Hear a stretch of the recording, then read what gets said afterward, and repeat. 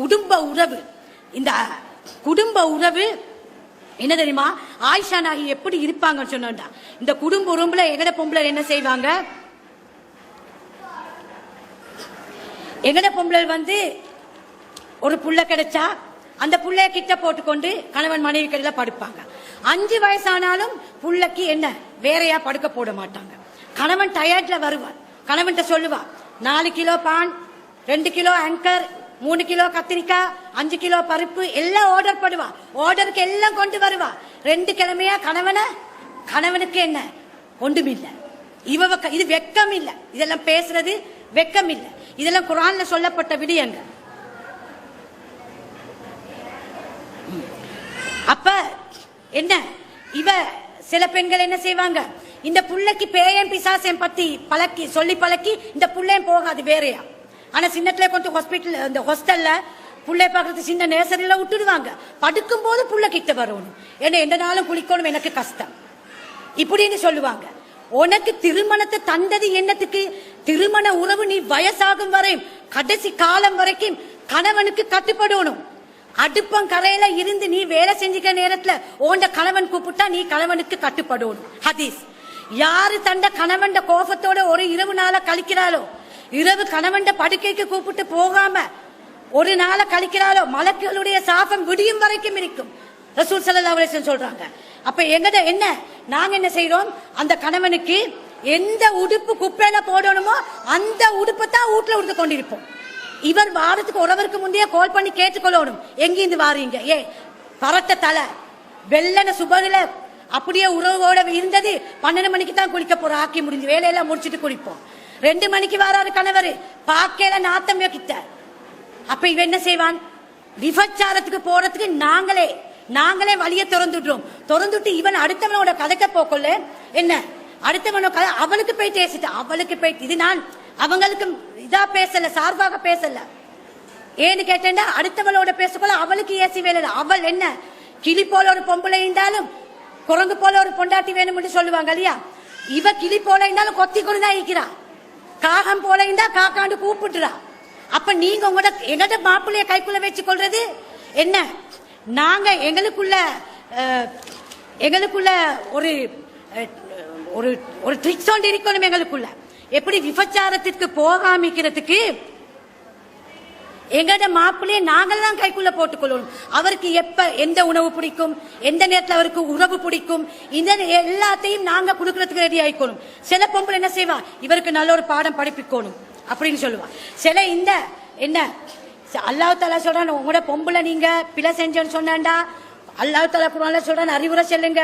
இல்லாட்டி அவங்களுக்கு என்ன அறிவுரை சொல்லி அவங்களுக்கு கேட்காட்டி படுக்கையிலிருந்து கொஞ்சம் விளக்குங்க, படுக்கையிலிருந்து விளக்கியும் அவங்க உங்களுக்கு கட்டுப்படாட்டி என்ன செய்யுங்க, அடியுங்க. அடிச்சா பொங்கி கொண்டு வருது. என்ன பாப்ப வளர்த்து எனக்கு ஒரு அடியும் அடிக்காம நீ நல்ல என்ன அறிவுரை இல்ல, அறிவுரை சொல்லியும் கேட்காம படுக்கையில ஒதுக்கிற எங்கட பொம்பளை மாப்பிள்ளைய படுக்கையில ஒதுக்கிய வச்சு 10 நாள்ல பறக்குறாங்க வெளிநாட்டுக்கு கல்யாணம் முடிச்சு. படுக்கையில இருந்தா என்ன இல்லாட்டி என்ன?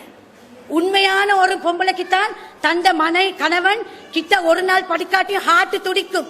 எங்க போறாரோ, 2 நாள் படுக்கல எங்க போறாரோ, 3 நாள் படுக்கல எங்க போறாரோ, 10 மணிக்கு வராரே, 10 மணி இன்னும் வரலையே, 8 மணிக்கு வர மனுஷன் 10 மணிக்கு வராரு, எனக்கிட்ட படுக்க வரலையே, எனக்கிட்ட தூங்க வரலையே, 10 மிஸ் கால் அடிக்கணும். இதான் அன்பு மனைவி. அப்ப அன்பு மனைவி தான் 10 மிஸ் கால் அடிங்க பதறது. இது என்ன 10 நாள்ல கல்யாணம் முடிச்சு பறக்க விட்டவங்களுக்கு படுக்கையிட என்ன தெரியும்? படுக்கையை பத்தி கல்யாணம் முடிக்கிறதே அதுக்குத்தான். இல்லாட்டி உனக்கு என்னத்துக்கு வெளிநாட்டுக்கு அனுப்புறாங்க. வெளிநாட்டுல இந்த கணவன்மார்கள் எப்படி ஈக்குறாங்க சொன்னா கஷ்டத்துக்கு போற வேற விஷயம். இவங்க என்னத்துக்கு அனுப்புறாங்க? கல்யாணம் முடிச்சு 10 நாள் என்னத்துக்கு நீங்க அனுப்புறீங்க? சம்பாதிச்சு கொள்வாங்க, வீடு கட்டணும், மாளிகை கட்டணும், அது வாங்கணும், ஃப்ரிட்ஜ் வாங்கணும். இதுக்குத்தான் மாப்பிள்ளை அனுப்புற. அவர் என்ன செய்யறாங்க, போயிட்டு இவங்கிட்ட தொல்லை தாங்க இல்லாம என்ன செய்யறாங்க, இப்ப பொம்பளைய விட்டுட்டு வந்த தனிமை அடிக்கடி என்ன சிகரெட் குடிக்காதவன் ஊதி தள்ளுறான், பல சேனல்கள்ல சீடிகள்ல படங்களை பாக்குறான், நல்லா இருந்தவன் கெட்டு போறான், தன்னின சேர்க்கையில சேருகிறான். சுப்ஹானல்லாஹ்.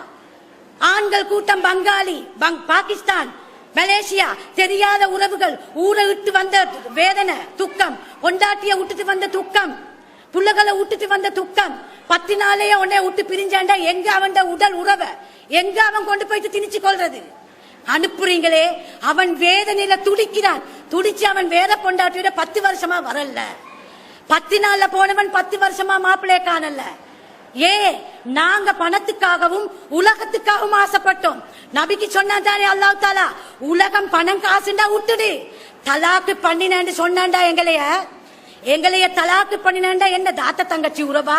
எங்களுக்கு பொழைச்சு சம்பாரிச்சு போடுறதுக்கு தாத்தா தங்கச்சி உறவா, உம்மா உறவா, சகோதர உறவா?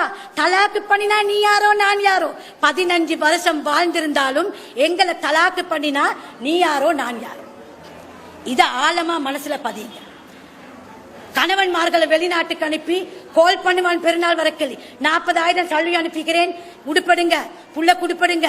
இவன் என்ன செய்வான்? இப்படி எல்லாம் பேசிட்டு இவன் யாருக்கு சலாம் சொல்ல போக, இவன் ஒரு சும்மா ஷர்ட்டை போட்டுக்கொண்டு என்ன செய்வான்? அந்த கோலை எடுத்து நிம்மதிக்காக பேசிட்டு அவன் அப்படியே கோலை கட் பண்ணிட்டு அழுவான், வேதனைப்படுவான். இதுக்குத்தான் அல்லாஹ் தஆலா ரசூலுல்லாஹ் சொல்றாங்க, ஒருவருக்கு சுஜூத் செய்யணும்னு சொன்னா அவன் மனைவி கணவனுக்கு சுஜூத் செய்யணும்னு சொல்லி. யாருக்காக சம்பாதிக்க போற? பெண்களுக்கு, எந்த பொம்பளைக்கும் புள்ள குட்டிகளுக்கும் உறவு. கல்யாணம் முடிக்கிற அந்த திருமணம் என்ற அடிப்படையே இல்லாம கொண்டு சிலவங்க நல்லா கஷ்டப்பட்டு பொறுமையா அழிக்கிறாங்க. சிலவங்க, நான் காதால கேட்ட உண்மை சம்பவம். ஒரு பொம்பளை சொல்றா, என்ன மாப்பிள்ள வருவ வெளிநாட்டில இருந்து வந்தா என்ன கொடல் பாபத்து இறைச்சின்னு கொண்டு கொட்டுவாரு, 5 கூட்டாளிய கூட்டிட்டு வருவாரு, ரூமுக்கு போவாரு, எனக்கு ஆக்கி கொட்டுறதாம் வேலை, அவர் ஜொலியா இருப்பாரு. சுபஹானல்லாஹ். ஏன் இவ்வளவு நாளம் கல்யாணம் முடிச்சதுல இருந்து வெளிநாட்டுக்கு அனுப்பினவர். ஒரு கஷ்டத்துக்கு 1 வருஷம் 2 வருஷம் போய் பிள்ளைகளே, தண்ட மாப்பிள்ள தனக்கு தீன் உள்ளவனா, இஸ்லாம் இருக்கக்கூடியவனா, ஈமான் இருக்கக்கூடியவனா என்று பார்த்து இந்த எங்களோட வாழ வச்சு கொள்ற மாதிரி. ஆயிஷா நாய் என்ன கட்டில் கிட்ட போறாங்க. ரசூல் அந்த 9 மனைவி 9ஆம் நாள் வராங்க ஆயிஷா நாய் கிட்ட. சின்ன குட்டித்தானே ஆயிஷா நாய். அவகிட்ட வந்தோடனே அவ சொல்றா, தூங்குறா. ரசூல்லா பாக்குற, நல்லா என்ன பொம்பளை தூங்குறா. இவன் மெதுவா எழும்புறாரு. பொம்பளைய டிஸ்டர்ப் பண்ணப்படாது. டைம் சரியா? பொம்பளைய டிஸ்டர்ப் பண்ணப்படாது. என்ன அப்ப என்ன செய்ய, இதோட நான் முடிச்சு கொள்றேன், டைம் முடிஞ்சு. என்ன செய்யறா? மெதுவா எழும்புறாரு. அல்லா தூங்குறா பொம்பளைன்னு நினைச்சு கொண்டு மெதுவா எழும்புறாரு. ஷர்ட்டை போடுறாரு மெதுவா, அப்படியே மெதுவா கதவை திறக்கிறாரு, மெதுவா செருப்ப போடுறாரு, அப்படியே போறாரு. ஆயிஷா நாய்க்கு சந்தேகம் வருது. முழிச்சு கொண்டுதான் இருந்தா, தூங்குற மாதிரி நடிச்சா. அடே ஏண்ட சான்ஸ் நாள் இன்றைக்கு, ஏண்ட அன்பு கணவன் எனக்கிட்ட 9ஆவது நாள் வந்திக்கிறார், என்னுடைய நாள் இன்றைக்கு. இந்த நாளை நான் விட்டு கொடுக்க வேற மனைவிட்ட போறாவோ இன்னொரு சந்தேகம் வந்து எவ்வளவு இறக்கம் பாருங்க. பின்னாலே போறான். பின்னாலே போயிட்டு பாக்குற ரசூல் ஸல்லல்லாஹு அலைஹி வஸல்லம் ஜன்னத்துல் பகீல தனது தோழர்களுக்காக அல்லது துஆ கேட்டுக் கொண்டிருக்கிறாங்க. அப்ப என்ன செய்யறா? அப்படியே திரும்பி ரசூல்லா துஆ கேட்டுட்டு வேகம் மெதுவா வராங்க. ஆயிஷா நாயும் பின்னால மெதுவா போறா, ஃபாஸ்டா வராங்க. இவவும் ஃபாஸ்டா வர. இருட்டு, அந்த நேரம் லைட் இல்ல, கரண்ட் எல்லாம் இல்ல. என்ன செய்யறா? கதவு கிட்ட வரக்குள்ள ஃபாஸ்டா ரசூலுல்லாஹ்க்கு முந்தி ஓடி போயிட்டு கட்டில விழுந்து படுத்து போட்டிக் கொள்றா. மூச்சு வாங்குறா. வேறொரு கணவன் என்ன இந்த ஆயிஷா இப்படி மூச்சு வாங்குற, நான் இல்லா நேரம் எப்படி சந்தேகப்பட்டிருப்பாங்க? சந்தேகப்படல அந்த கணவன். ஏன் கைக்குள்ள போட்டு வச்சிருந்தாங்க. அன்பு மனைவிமார்கள், அந்த சொர்க்கத்துக்குரிய தாய்மார்கள் கைக்குள்ள போட்டு வச்சு அப்படி சந்தேகப்படல. அப்ப என்ன மூச்சு வாங்க? ஆயிஷாவே நீ என்ன மூச்சு வாங்குற? நான் மூச்சு ஒன்றுமில்லையே. ஒன்றுமில்லையா? நீ சொல்றியா இல்ல அல்லாஹ் தஆலா எனக்கு வஹி மூலம் அறிவிக்கிறத நீ விரும்புறியா? இல்ல நான் இப்படித்தான் நாங்களோட வந்து அப்படின்னு சொல்றாங்க. அப்ப சொல்றாரு அல்லாஹ்வுடைய தூதர், நான் உன்னோட படுத்திருக்கிற நேரத்துல ஜிப்ரீல் அலைஹிஸ்ஸலாம் வந்தாங்க. அவங்க சொன்னாங்க, எனக்கு வஹி சொன்னாங்க, மரணித்தவர்கள் ஜன்னத்துல் பகீல போயிட்டு இப்படி அவர்களுக்காக பிரார்த்தனை செய்ய சொல்லி. எந்த ஒரு பாசம். இன்னொரு நேரத்துல ஆயிஷா நாய் என்ன செய்யறாங்க? அவட நாள். அப்ப என்ன செய்யறாங்க? ரசூலுல்லாஹ் கேக்குறாங்க, கொஞ்சம் கஷ்டமாயிக்குது, மனசு கொஞ்சம் கஷ்டமாயிக்குது, நான் கொஞ்சம் 2 ரக்காத் தொலைவா. அப்ப என்ன சொல்றா? ஆயிஷா நாய் சொல்றா, மனசுல நினைக்கிறா, 8 9 மனைவி ஒரே காலத்தில் இருக்கிற இன்றைக்கு ஏண்ட நாள், ஏண்ட கணவன் என்னோட படுக்கிற நாள், உறவு கொள்ற நாள். அப்ப அல்லாஹ்வுடைய தூதர் வணக்கத்தை விரும்புறாரு. என்ன சொல்றா? இன்னி உஹிப்பு குர்புக. அல்லாஹ்வுடைய தூதரே, எப்படி எப்படி அவ ட்ரிக்ஸா ஒரு பதில கொடுக்கறான்.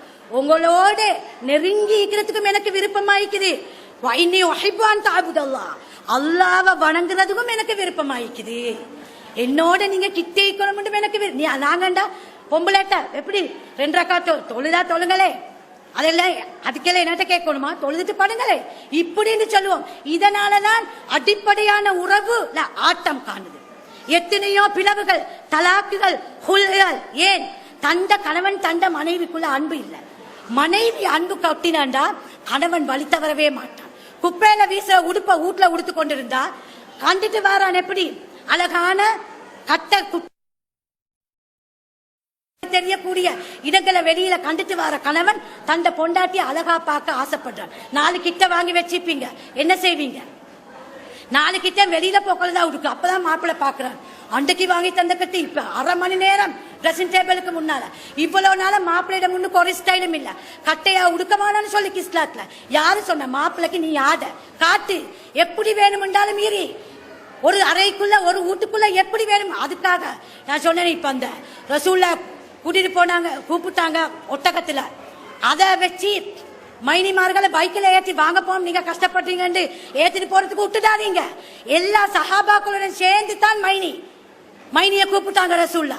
இந்த பைக் இருக்குது, மைனி வாங்கலே, கஷ்டப்படுறீங்க, இவ்வளவு சாமானில் எடுத்துட்டு நானும் அங்க வெளிநாட்டுல வாங்கலே, இதெல்லாம் சரின்னு உட்கார்ந்தா அவ்வளவுதான். மைனி பாரமேத்தி ஹாஸ்பிட்டல் வரைக்கும் பாரத்தை கொடுத்துருவோம் மைனி. அப்ப இப்படி குடும்ப உறவு ஆட்டம் காண்றதுக்கும் தலாக்கு பிரச்சனை வந்து குவீரத்துக்கும் காரணம் இந்த மனைவியிட இப்படி அசிங்கமான உடுப்பு ஆடைகள். அப்ப இப்படியான ஒரு மனைவிகளா இருக்காம என்ன செய்யணும்? இந்த கடைசி இந்த ஆயத்தை நான் முடிச்சு கொடு. இந்த ஆயிஷா நாயோடு இருக்கும் போது ரசூலாவுக்கு அந்த ஒரு குர்ஆன் வசனம் வரங்குது. என்ன? சுப வரையும் அழுகுறாங்க அந்த இரவுல தொழுதுட்டு. அப்ப பிலால் அலி கேட்கிறாங்க, நபியே முன்னுக்கு பின்னுக்கு பாவம் மன்னிக்கப்பட்டவங்க ஏன் இவ்வளவு அழுகுறீங்க தொழுது? அவர் சொல்றாரு, நான் ஒரு நன்றியுள்ள அடியானா இருக்க கூடாதா? இப்ப எனக்கு ஜிப்ரீல் அலைஹிஸ்ஸலாம் ஒரு ஆயத் இறக்கினாரு. இன்ன ஃபீ ஹல்கி ஸமாவாதி வல் அர்த் வக்திலாஃபில் லைல், சூரா ஆல் இம்ரான்ல. அப்ப ரசூலுல்லாஹ் சொல்றாங்க, எவர்கள் அதை ஓதி சிந்திக்கவில்லையோ அவங்களுக்கு நாசம் உண்டாகட்டும். அப்ப ஆயிஷா ரலியோட மனசுல அது உறுத்தலா, மௌத்தாகும் வரைக்கும் உறுத்தலாக ஒரு நாளாக அந்த நாள் அமையுது. அப்ப எனவே அன்பான மனைவிமார்களே, கணவனை கைக்குள்ள போட்டுக் கொள்றதுக்கு அடிப்படை உறவுகிட அந்த திருமண வாழ்க்கையில் அவங்களுக்கு ஒத்து போகணும், அன்பா இருக்கணும், அதிகார விஷயத்துல நீதி கேட்காம விட்டு கொடுக்கணும். இது ஒன்று. உரிய முறையில சுட்டி காட்டணுமே தவிர அதிகார ஸ்டைல சுட்டி காட்ட கூடாது. உழைப்ப வந்த கஷ்டத்துல ஒவ்வொரு ரூபாடையும் அந்த பொறுமதியை விளங்கணும். அப்படி விளங்கி இறுதியாக நாங்க அல்லாஹ்விடத்துல ரப்பனா ஹப்லனா மின் அஸ்வாஜினா வதுர்ரியாத்தினா குர்ரத அய்னுன், யா ரப்பே எங்கட துணைகள் எங்களுக்கு கண்குளிர்ச்சி ஏற்படுத்துவாயாக, எங்கட பிள்ளை குட்டிகள் எங்கட சந்ததிகள் எங்களுக்கு கண்குளிர்ச்சி ஏற்படுத்துவாயாக, வஜஅல்னா லில் முத்தகீன இமாமா, எங்களை உன்னை அஞ்சக்கூடியவர்களுக்கு எங்களை வழிகாட்டியாக ஆக்குவாயாக என்ற துஆவை அடிக்கடி ஓதி எங்கட குடும்ப வாழ்க்கையை சீராக அமைத்துக் கொள்ள வேண்டும் என்று